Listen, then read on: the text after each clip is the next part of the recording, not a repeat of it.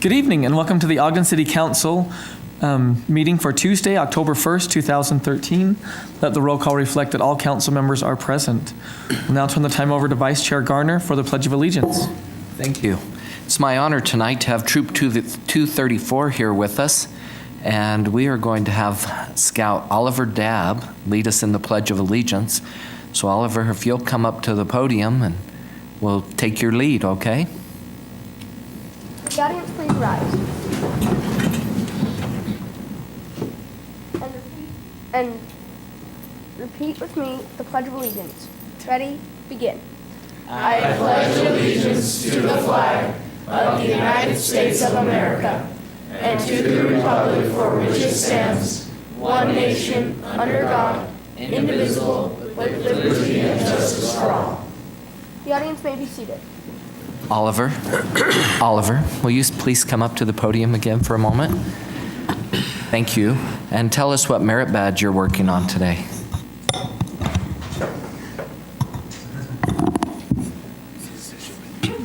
Citizenship with the community. Okay, thank you. And we're actually going to ask your other scouts to come up and do the same and give us their name and what they're working on.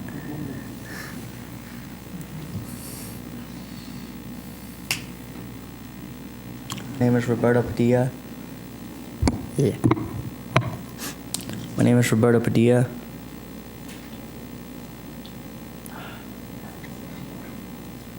And citizenship of the community. Austin Besaw, citizenship in the community.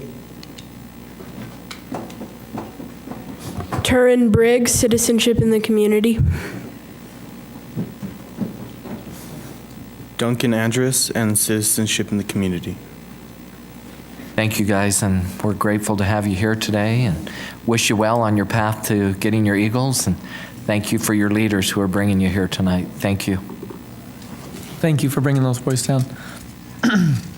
Now we'll observe a moment of silence.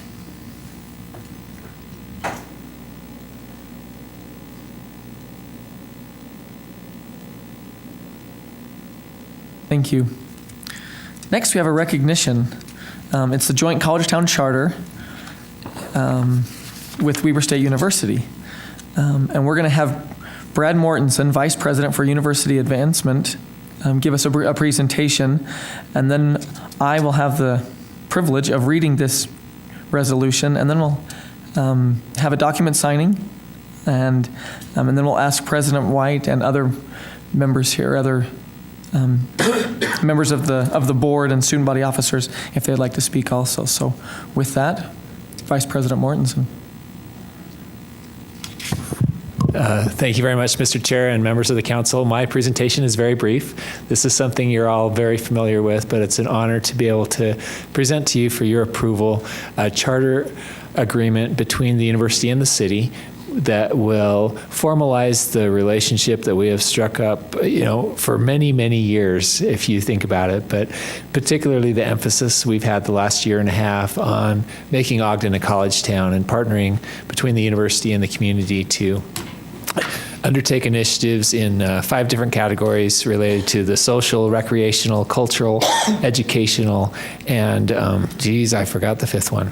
But really important initiatives in those areas to make our citizens and our students and faculty united together and prosperous together. So with that, I'd entertain any questions from the council about the specifics of the charter. It represents the work of a joint group that's been formed by the city and the university to come up with a vision and an outline for how we can continue to work together in the future. Thank you. Thank you. And it is joint resolution of the Ogden City Council and Mayor, number 2013-15, adopting the Weber State University and Ogden City Joint College-Town Charter.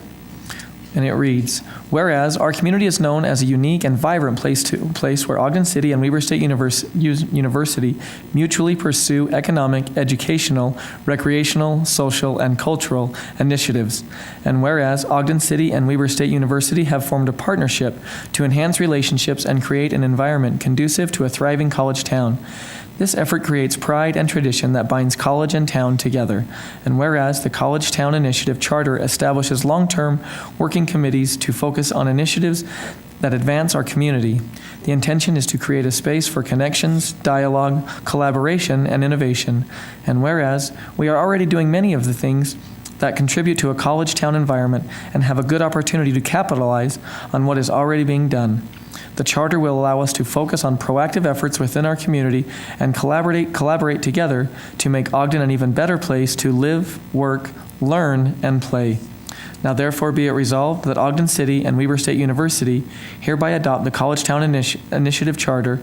This charter formalizes existing efforts and establishes a framework for continued relations and collaboration on joint endeavors. Go Wildcats.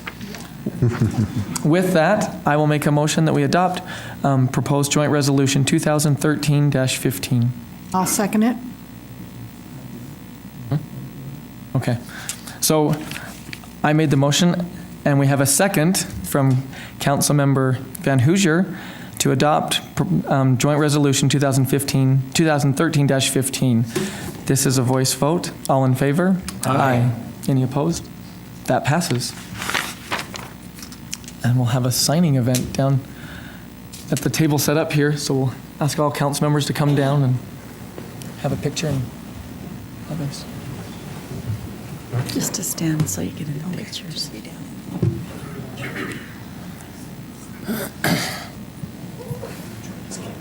No, we're just going to stand behind it.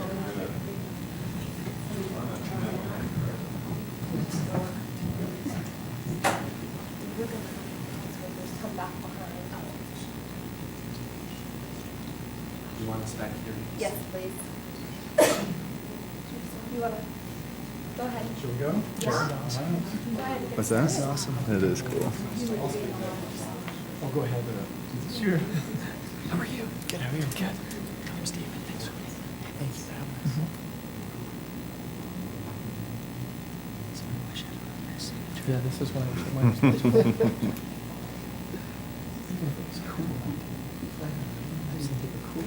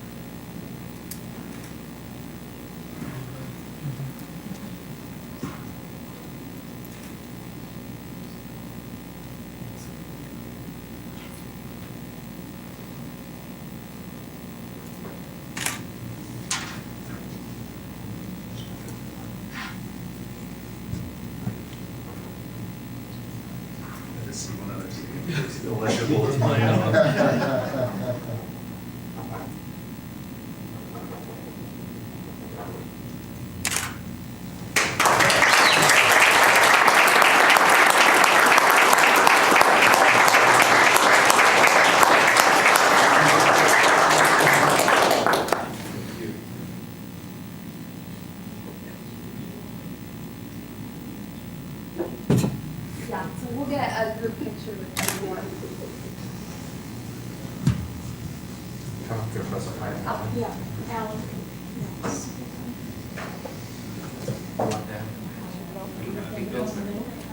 Get a lot of skinnier. University people can heal. You want Amy? I'm so sorry. Oh, yes. Now I've got everyone. Okay. Stand up, Amy. And I'm going to take one more. Tweet it out more after. Okay. Sorry, we're getting along.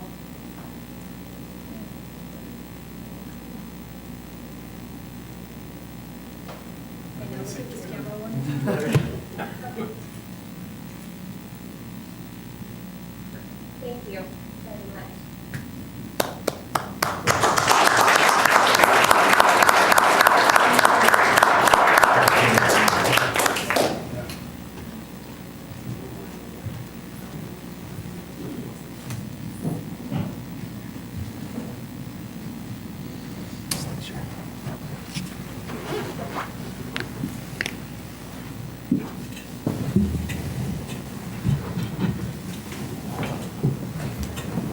President White.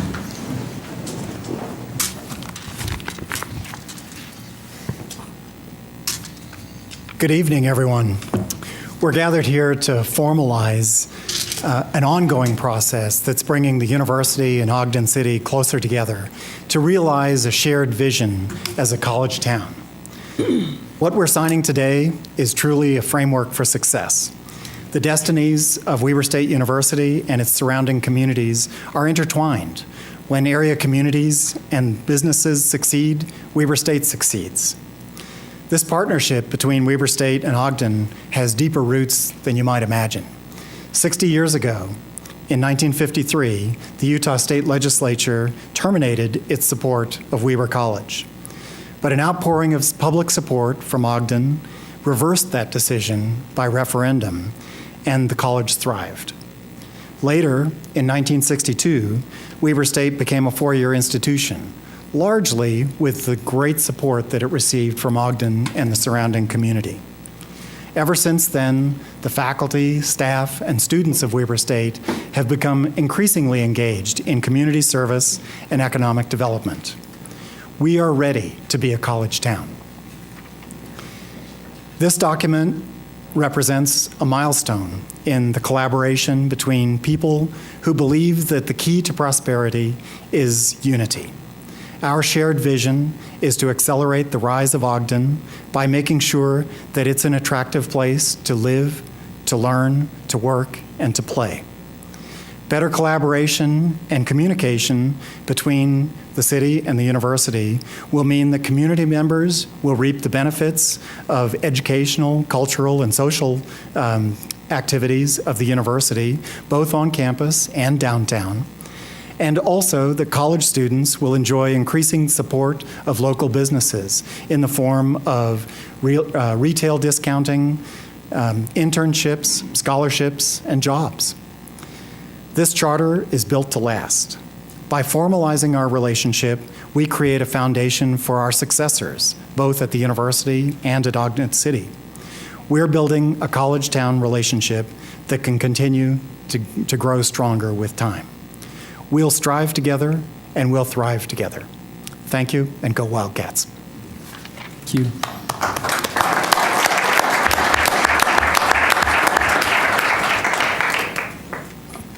Esteemed council members and Honorable Mayor, I'm Alan Hall, and I'm delighted to be here tonight to express our appreciation on behalf of the Board of Trustees. I serve as the chairman.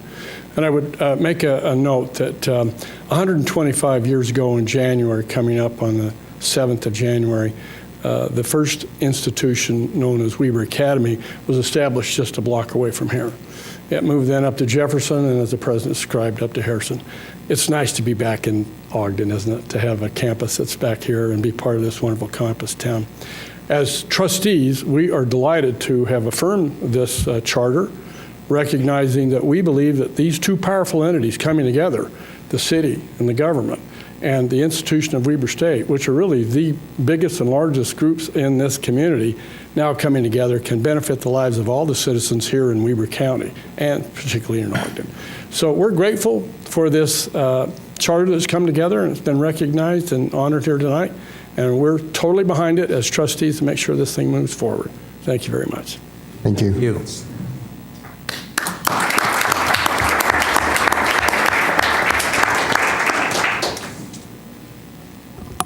Thank you for having us all here. I appreciate it a lot. I'm excited. I think this is such a great step forward. My name is David Wilson. I'm the student body president over at Weber State University. And as I was sitting there thinking about what I wanted to say, really I just wanted to express not only how excited I am, but how grateful I am. So as a 24-year-old running for a student body president, your vision's pretty small when you're actually running for student body president about what you're actually going to be doing. And then it's kind of like you get the position, they tell you, oh, and then there's this, so get ready. And this is one of those things that I'm so honored to be a part of, and it's such a privilege for me to be able to be here.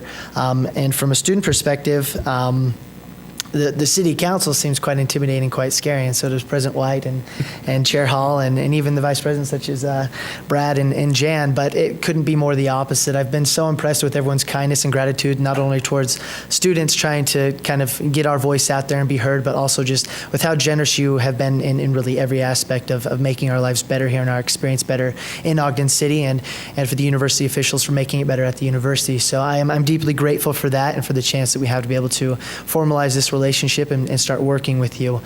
So just on behalf of all the students, I really just want to say thank you, and that we are deeply grateful for this opportunity to be able to work with you and to further our relationship. So thank you. Thank you.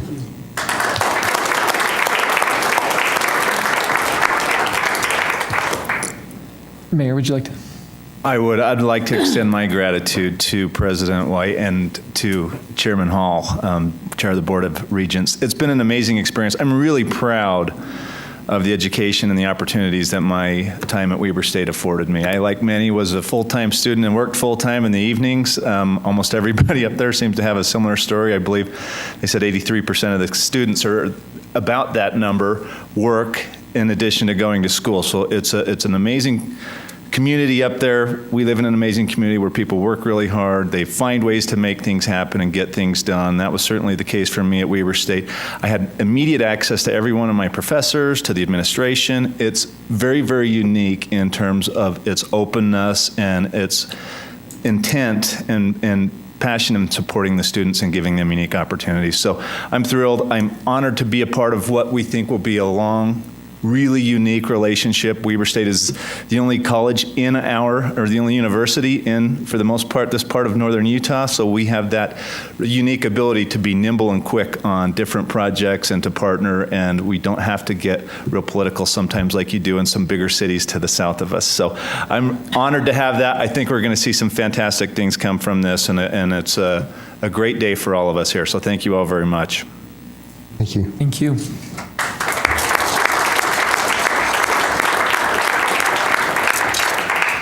I too would just like to echo, I am honored to be part of these committees and to sit on this committee and see the work that goes into it. It's a thrill for me to work with President Hall and Brad Mortensen and others and see the many different things that we can bring into our downtown and the people that we can bring up to the campus. There are many opportunities for both of us to collaborate and work together. And I too want to just say how thankful I am for the education I received at Weber State, and the friendships and the relationships I made there changed my life. I remember thinking it couldn't get any better than junior high, and then I got to high school and I thought it couldn't get any better than high school. It just couldn't get any better than that. And then I got to college and I thought, this is what all that shaped me and molded me for. I was built for college. I loved college, and I had a great time at Weber State, and I'm thankful for the relationships I had there and for the involvement that I can still have there. And it's very dear to me, and I just want to, I'm excited for the things that we can take now and move those things forward and see what we can really do. So thanks for all the work that went into it. And with that, I would open it up to any other council members if they have any comments.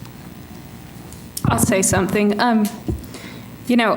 Ogden would be a lot duller and a lot dumber without Weber State in town. And I look at all of the different cultural events, all of the great musical performances that are 5 minutes from my home that I'm able to go to at Weber State, the sporting events at Weber State, educational opportunities at Weber State. And I just can't imagine Ogden without Weber State.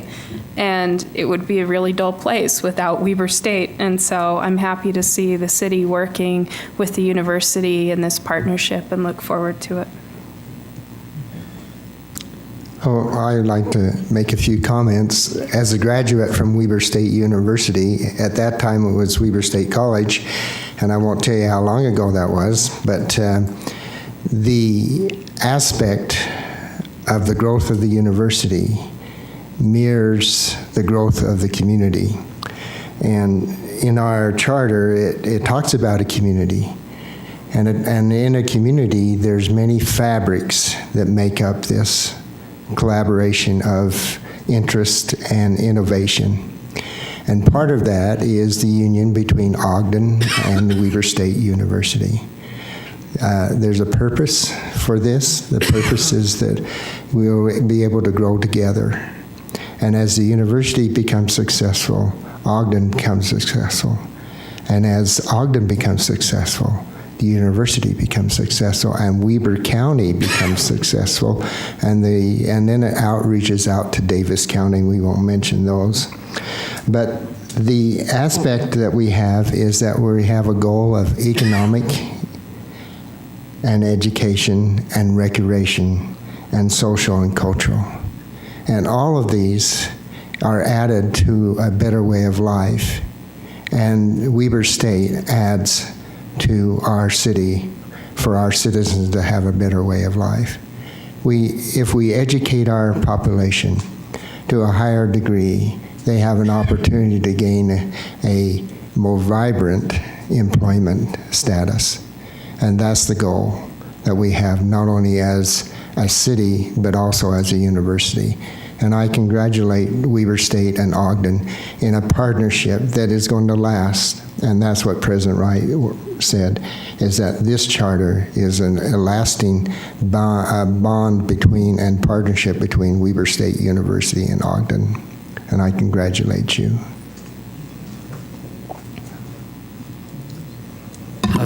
I have to jump in here. My family and I have received 6 degrees from Weber State University. I will echo what Chair Blair said, that it has truly changed our lives. My family has prospered and done well because of those degrees. But also we've done well because of the friendships and the support we've made through those relationships with Weber State University. I was very proud of my one daughter who was president of the Student Alumni Association, and another daughter who was in student government just recently at Weber State. But it's more important that we help those citizens in our community understand what a wonderful gem we have here with Weber State University. And I applaud President White and the Board of Trustees and others who are saying, let's help all our citizens have this opportunity to experience Weber State University. So thank you for these efforts.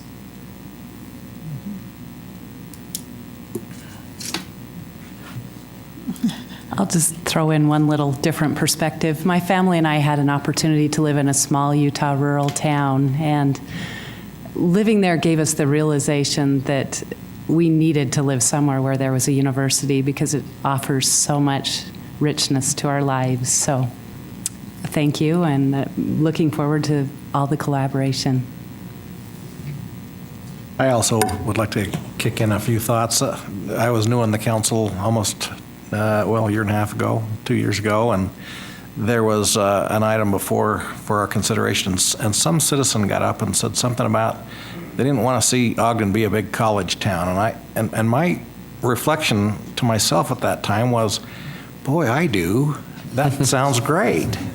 And I can't take any credit for starting the initiative, but right after that, that's when we started to make those discussions and those collaborations. And it has been so wonderful to see Weber and Ogden come together. I've grown up in this town, and Weber is a part of my fiber. Many of the things that I'm not a stranger to the campus because of all the things that happen there. I just love Weber State. And I think that there are some things that are going to happen. I'm looking forward to some things that have not even been visioned yet between this collaboration. Some great things are going to happen. The synergy that comes together because of great minds pitching in is certainly greater than the sum of the parts. And I'm just looking forward to those great things. When I first moved here, it was in 1978, and I can remember coming to Ogden, Utah, which I didn't even know where it was. I had to look on the map. I knew where Utah was, but did not know about Ogden. And I can remember driving through the canyon. It was October the 1st. And when I got into town and we drove to our home, and I said to myself, this is a place for me, because we had a major university which brought in a symphony, brought in ballet. I had come from Washington, D.C., which we were just like this all the time. And being a teacher and taking advantage of the college and all the university and all the things that were advantages for me as a teacher, I just can't tell you, when people ask me, why do you live in Ogden? The first thing I say is Weber State. I don't know of any place where I could ever live, and I've lived in a lot of places, that I can have this advantage of education, not only for me, but for my children as well. So I appreciate all the efforts that have been made, and it's just an exciting time for Ogden City, and I'm pleased to be part of it. Thank you. Again, thank you for all that were here, those that spoke and those that didn't. But thank you for the support that you've showed, and we're excited. This is a neat time for Ogden City and for Weber State University. So thanks for being here. Any others? Okay. With that, we'll move on to approval of minutes. The minutes of the study session of July 9th, 2013, Councilmember Heyer. Chair Blair, I did review those minutes and found them to be accurate and would make a motion that we approve those minutes. I'll second. We have a motion from Councilmember Heyer to approve the minutes of the study session of July 9th, 2013, and a second from Vice Chair Garner. This is a voice vote. All in favor? Aye. Any opposed? That passes. Next are reports from the Planning Commission, the mixed-use zone text amendment. Mr. Montgomery.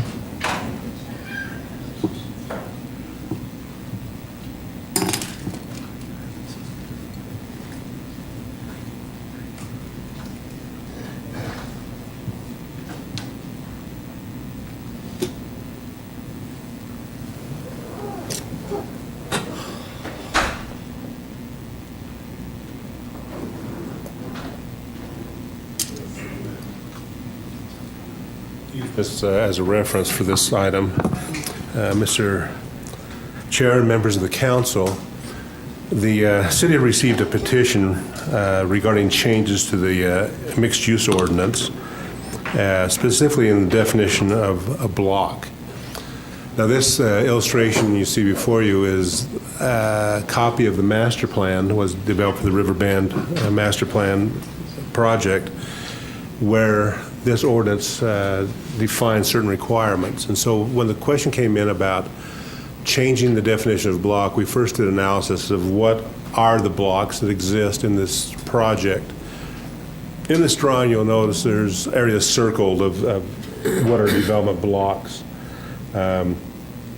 This area where the townhomes are being constructed, the area between Grant and Childs, those blocks, and then Park Boulevard extension that is in the plan to be brought through, creating 2 blocks of 2.8 and 2.9 acres.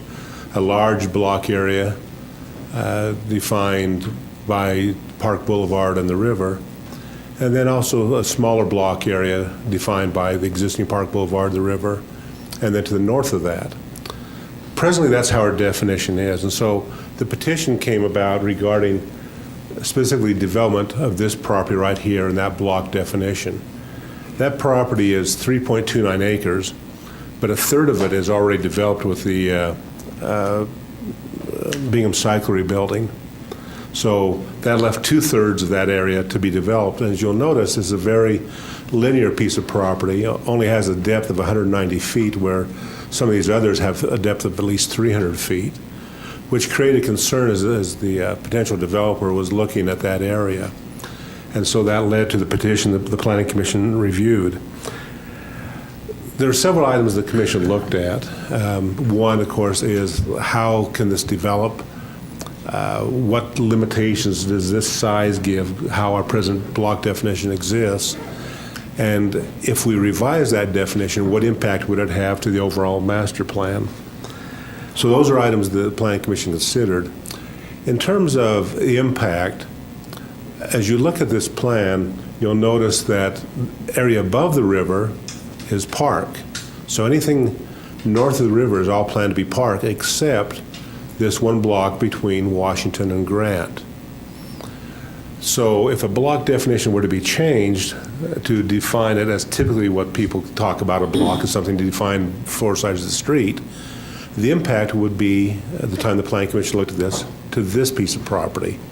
These other properties will not really be impacted by a change of definition because they're proposed to all be open space.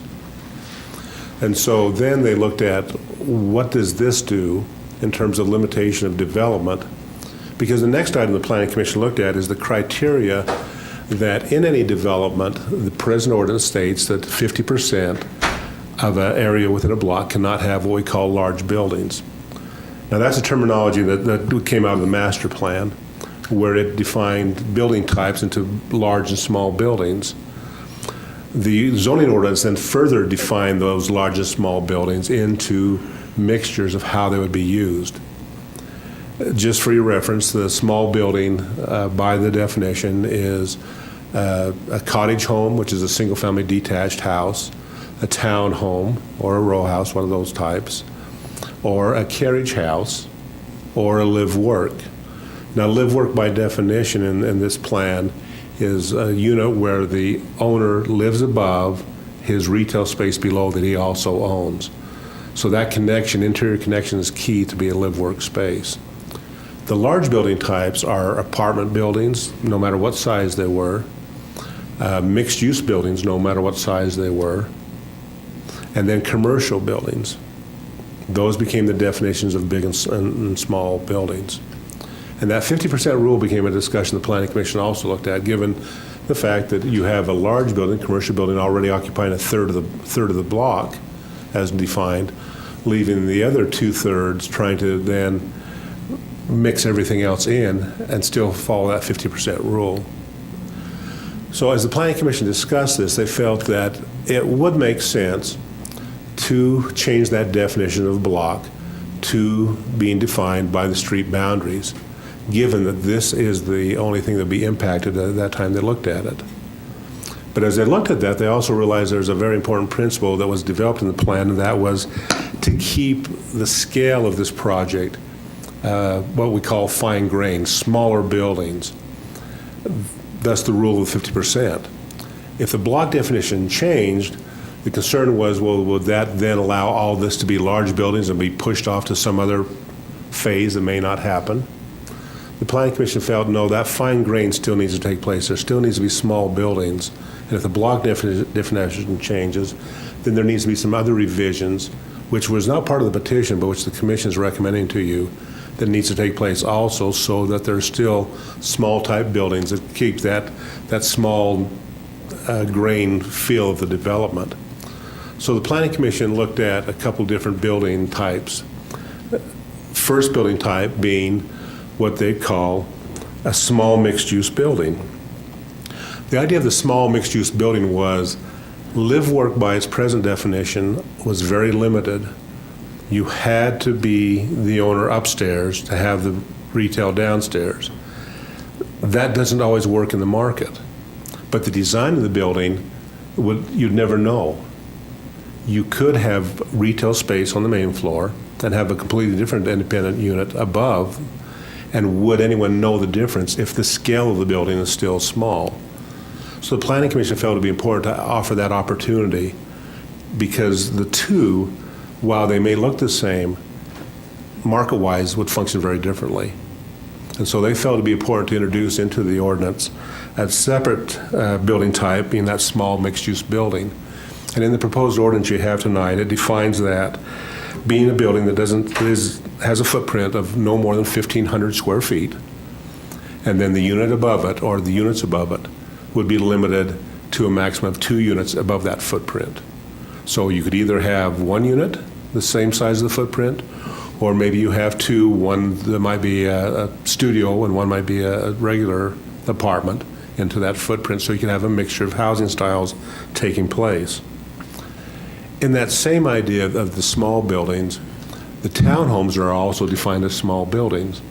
They can be a series of buildings that can have up to 6 or 7 units attached to it. And so again, the idea of keeping things in small scale, the question was, if you can do that with a townhome, if you limited an apartment building to 6 units and had the same features as a townhome, in other words, you had to have parking underneath the unit, would that also be able to be a small scale building? Because again, it's smaller in size. So when you look at an apartment building of 6 or less units, it's very similar to what a townhome would be, and not be a big apartment building where you may have 15, 20, 40 units in it, that the idea of, again, small grain and large grain buildings is one of the key parts of the plan, so that should also be part of it. So as the Planning Commission discussed this, they felt that it would be very important to make a change to the ordinance because they saw the concerns of the present block definition and the fact that you already have a third of the block developed by one project, to change the definition of a block to be the area surrounded by four public streets. They also, though, included then into what had been petitioned to add into the ordinance these two other types of buildings, the small mixed-use building and the small apartment building, with the definitions that I've explained to you. So in their recommendation to you tonight, that is what they're recommending regarding this petition, that not only do you change the block definition, but you add these other types of units into then what can be considered, and that you add the provision that if the river divides a block, you still have to have small buildings on either side, and so that one side is not all large and one side is all small, to still keep the mixture in there. And they've recommended to you that at a 33% ratio on one side of the river, but the overall block still meets the 50% requirement. The Planning Commission's recommendation to you in this was to approve these revisions. There were two commissioners who voted not to recommend this. Their concerns that they addressed were not knowing what those buildings would really look like, and concerned about would that impact the overall scheme of the project. But again, as I mentioned, the majority, as we talked about it, felt that, again, the mixed use versus the live work, those things would look the same. It's just a matter of how the stairs happen inside, and so that would still keep that same appearance between the two. And again, the 6-unit apartment building would then be limited in terms of size because, again, you'd have townhomes that have that same number of units, and so it would still be in scale with that. And so that is their recommendation to you tonight for your consideration. Montgomery, what is the size of the retail space down in the junction? You know, the smaller ones. What is the square footage of those? Typically on the east side, east side of Kiesel, like where I just went blank on their names. The cold ice cream, yeah, Sub-Zero, yeah. Cold ice cream. All ice cream is cold. That is somewhere around. If I think of the back part of it, you're probably 2,500, 2,200 square feet, somewhere in that size. So that's what I'm wondering. You know, I've heard. So these are a little bit smaller. These are going to be a lot smaller, half smaller if they're 1,200 square feet. So my question. They would be similar more to what's the retail on Union Square. Will they? Okay. Because I'm just wondering that if we have trouble filling those, because I've heard, and I don't know, but just from other people, that it's because they are so small, and I'm just wondering 1,200 square feet, what could you put in a unit like that underneath an apartment? It couldn't be a restaurant, obviously, because it wouldn't be enough square footage. Well, there could be some small diners that could happen there, but I think one of the other things is, as we've been receiving phone calls about that, we've got calls kind of going the opposite way, saying we're looking for smaller retail space that we can afford, and there isn't anything around. And we've actually had people start to ask us about on the river project where they would like to be able to have a smaller retail space for just a small mom and pop business. They said we just can't look at some of those bigger spaces and make the rent work. Would you be allowed? The smallest one is 975. 975. But what I wanted to know too is a restaurant underneath, and if you had apartments above, how would that affect the residents and the other levels? Well, you have to work out the vending situation, but those are things that big cities do all the time. You'll have some very small grills with units above them, so it's a different way of life from what we normally experience here, but it can be done. I mean, I guess I look at Karen's. You've got residential above the restaurant, and so it can be done. I just was concerned that they might be too small for a business that would want to come in, because the others seem like they're not being rented very well either. So thank you. Could you explain the review process when an individual brings a project for those locations after this text amendment is approved? What's the review process? So the review process would be bringing in that phase development, which would show the overall layout, the building designs, to compare them to the master plan, and that'd be reviewed by the Planning Commission and then the RDA to get approval for any development on those, as far as the layout and the architecture of the building.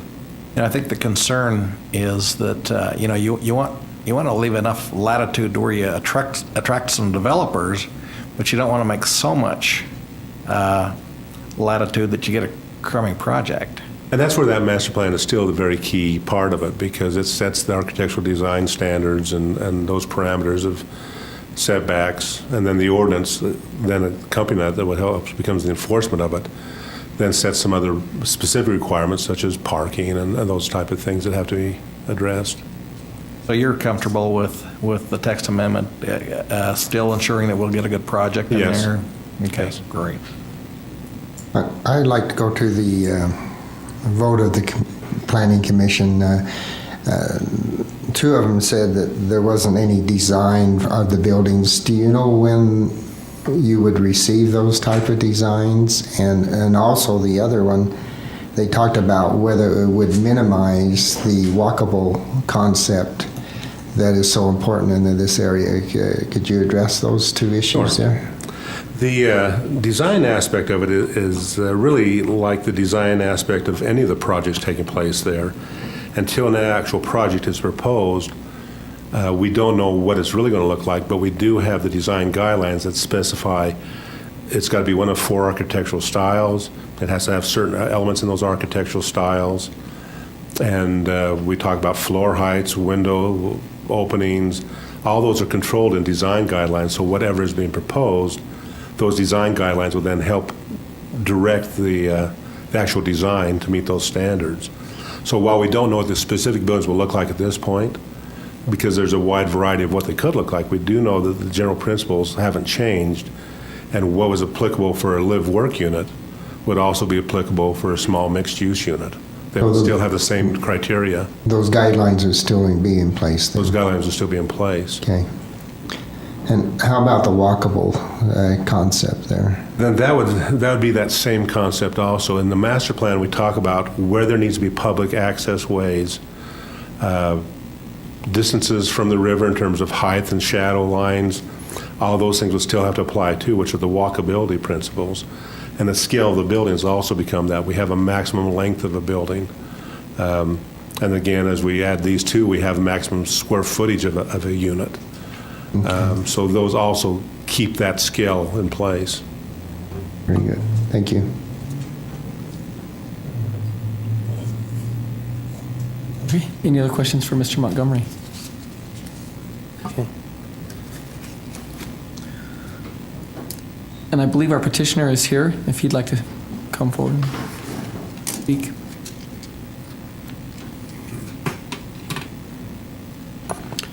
Good evening. My name is Blaine Walker. I live at 24 Altawood Lane in Sandy, Utah. It's good to see all of you again. A couple of things. What we're really asking for is what Greg talked about, and that is just a change right now in how the buildings, the configuration of the buildings on that small site.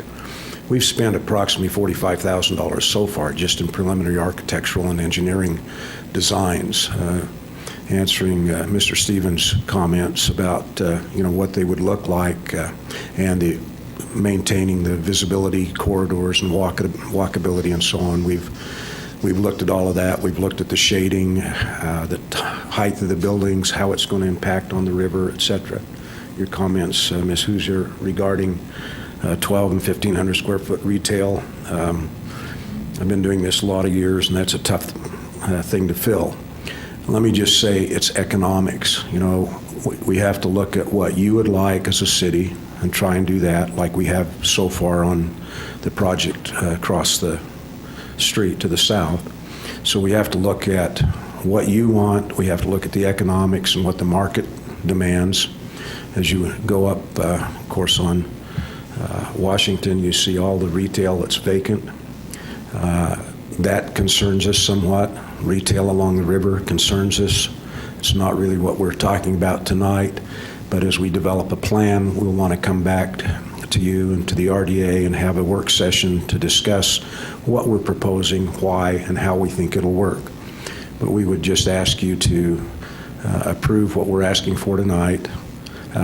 It's a little hard to do our complete design until we know exactly what we can design to. We designed to what we had before, but because of that large building that's already built on the 3 acres, we found that it was difficult to try to get all the other building configurations and sizes on that little 2.5 acre piece and make it work. So that's why we came to you with this proposal.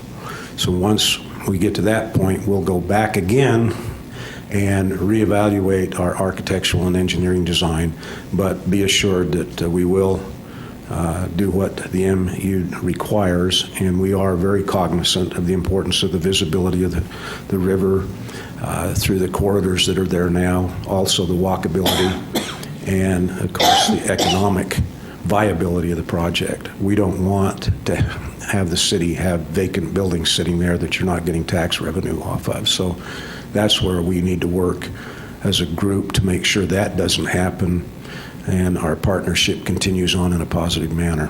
So we would ask that you approve what we're asking for tonight, and we will be back again with a site plan to discuss the final request that we had made, possibly in a work session, and then come back for the actual asking for the final approvals. Thank you very much. Thank you. Unless you have a question for me. Question? Thank you. I have one, Mr. Walker. Sure. In your analysis of the market, what is the market showing at the present time, and does it indicate what it would be like, say, 2 or 3 years down the road? We haven't done a full market evaluation as far as demand and everything. We do believe there's a demand for restaurants in the area, and if you look back close to the bicycle shop, we are proposing a restaurant close to that area because of the synergism. It would be closer to the river, but visible back off of Park, and have the availability of parking to the east, shared parking with the bicycle shop and their facilities there, and also across the street with the facilities that are to the south. So it creates a good walkable area. We think we can get a nice 3,500 square foot plus or minus restaurant with some outdoor eating. I was in Italy a week ago for a couple of weeks, and there was some really interesting facilities for eating outdoors and having kind of a walkable path between the restaurant and the outdoor facilities. I showed it to Mr. Johnson today. We were talking a little bit about it. And we see that as a possibility along the river that could be used on a year-round basis, because you can pull the windows up around it and have it totally glassed, so you have a view of the river both winter and summer and spring and fall. And so we see that as one thing that we can move along fairly quickly on. We would start offering that particular site once we kind of know where we're going. And then we see some apartment buildings and et cetera in there. But one of the concerns that always comes up is maintaining the walkability, the open space, and still being able to facilitate the parking. From an economic standpoint, you can't lease space if you can't park them. So we've got to take all of those things into consideration, and Greg's office has been very good about working with us to try and figure out how to do that with some possibility of underground parking, et cetera. Does that answer your question? Any others? Okay, thank you. Thank you, Mr. Walker. Okay, we will now receive public input regarding the mixed-use zone text amendment.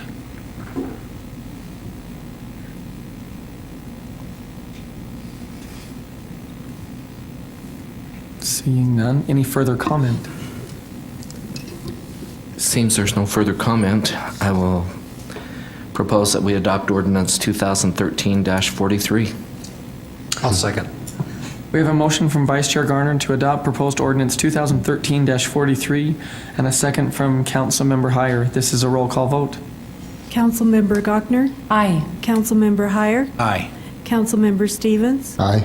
Councilmember Van Hoosier? Aye. Councilmember Wicks? Aye. Vice Chair Garner? Aye. Chair Blair? That passes. Next are reports from administration concerning the Fowler Infill Project property sale. Mr. Ogden. Mr. Chair, members of the council, the item before you has to do with the proposed infill project at the 2300 block of Fowler Avenue. In March of this year, the council approved funding and we proceeded forth.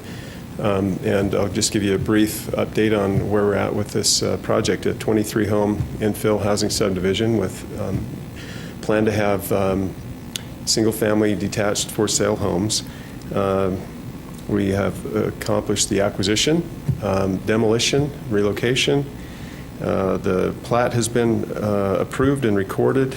We're beginning to fence around the perimeter. You've probably seen the big commercial building that went down, and it's now graded and ready to start building. A lot of the engineering is done, and we're working on a bid package for the engineering and the site work. We're working with some developers and putting RFPs together to try and attract builders to the site. One of the potential parties is a partnership between the Ogden Housing Authority and the Utah Housing Corporation. Utah Housing Corporation administers the low-income housing tax credits and a lot of affordable housing mortgages for people in Utah. They have a program called the Crown Program, and the Housing Authority is proposing to purchase 6 lots from the city and build 6 homes starting next spring, and so we get a kind of a jump start on the development of the project. It also meets our affordable housing requirement because we put federal funds into the project. We need to comply with our affordable housing. So that's kind of in a nutshell what the proposal is. One of the characteristics of the Crown program is that it uses low-income housing tax credits, and it provides an opportunity for a tenant to lease a home for 15 years and then purchase that home. And during the time that they live there, they're able to accrue equity as if they had been the owner. And so they're treated like the owner, they're marketed as if they're the owner. And then at the end of the 15 years, they get to purchase the home. If that person doesn't stay and another tenant comes in, then who's ever in place at the 15th year is the tenant that gets the opportunity to purchase the home. The reason that we're before you today is that the way that the Crown program is structured, they're not able to state a price that they're able to pay for the land. And that's because the low-income housing tax credits it's kind of an interesting calculation that they use, but they're basically deriving an amount that they're able to pay, but they can't state that right now. They have to wait until they finance the project to the buyer in the 15th year. So what they've done is they've indicated that they'll allow a given amount of funds to be put into a trust deed that we would carry back, and that in the 15th year we would receive all or a portion of that amount. And the way that it's calculated is that the Utah Housing Corporation finances with the tax credits and a mortgage. They finance the construction, and then we would carry back a portion of the development cost as well. And then at the end of that 15th year, they would determine how the affordability, basically, who's ever in that home that chooses to purchase would basically pay off those mortgages, the city's mortgage and the Utah Housing mortgage. And if their income's in such a position that they couldn't afford to pay off both the first mortgage and the city's second, then the city's second might diminish in value. So hopefully that's not too confusing, but that's the reason that we may have to take less than market value. But we still meet these public policy considerations. that the Crown program meets the affordability requirement imposed by the block grant funding that's in the project, that the actual land values will be determined at a later date and can't be stated up front. The Ogden Housing Authority, as manager over these units, will maintain them in a respectable manner and will be on a monthly basis communicating with the tenants and mentoring them as potential homeowners. And that when we build 6 homes up front, we get a kind of a boost in the marketing and then in the appearance of the project. So what we're recommending is that the council find these factors as suitable for the consideration that we're going to get, and that the amount that we get is going to be determined in the future. And so I hope that's not too nebulous of an argument, but in the past we've participated with Crown projects and 22nd and Harris in the Lauren Farr project.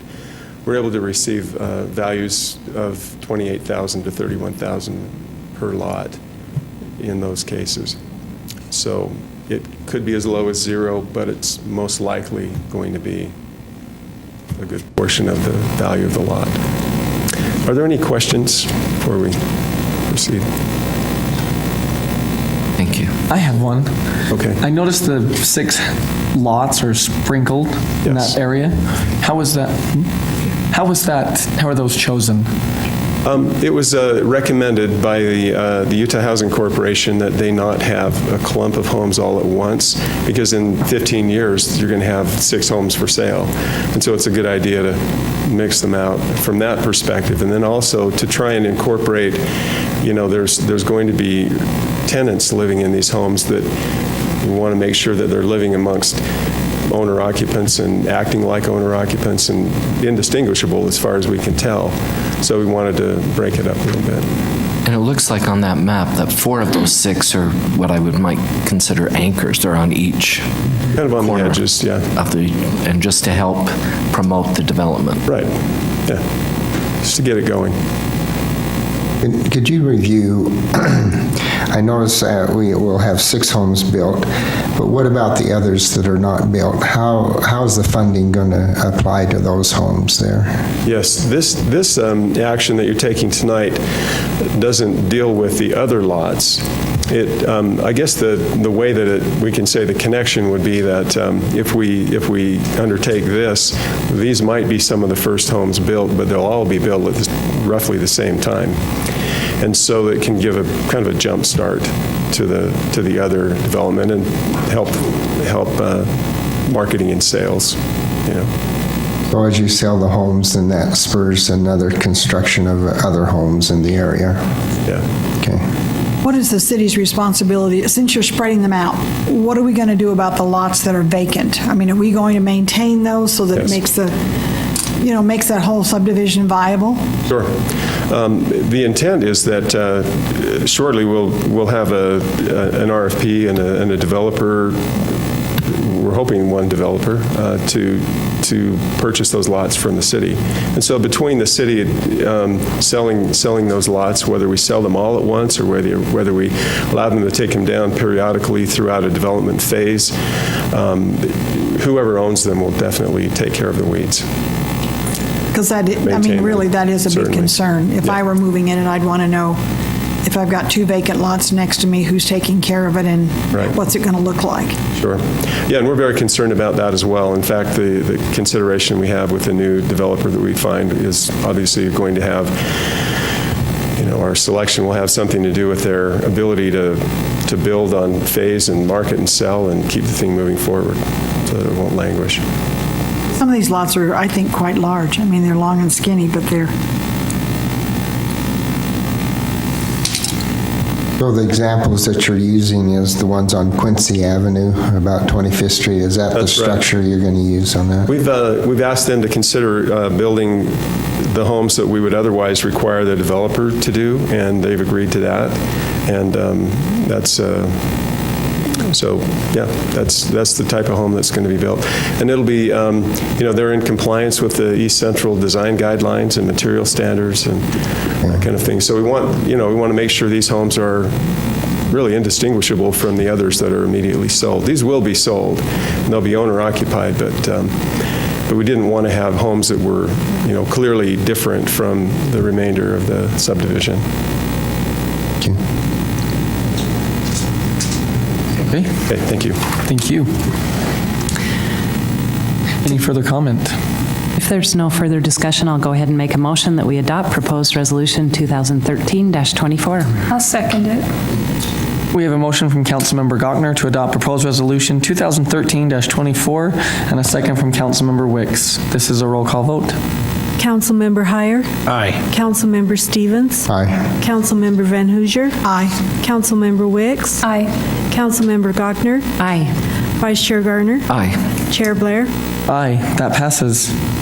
Next is Mr. Chair, there's a lot of interest up in the neighborhood on these homes, and they're looking forward to see this project being developed and completed, and it'll be a big boost and an impact to that neighborhood up in that area there. So, great.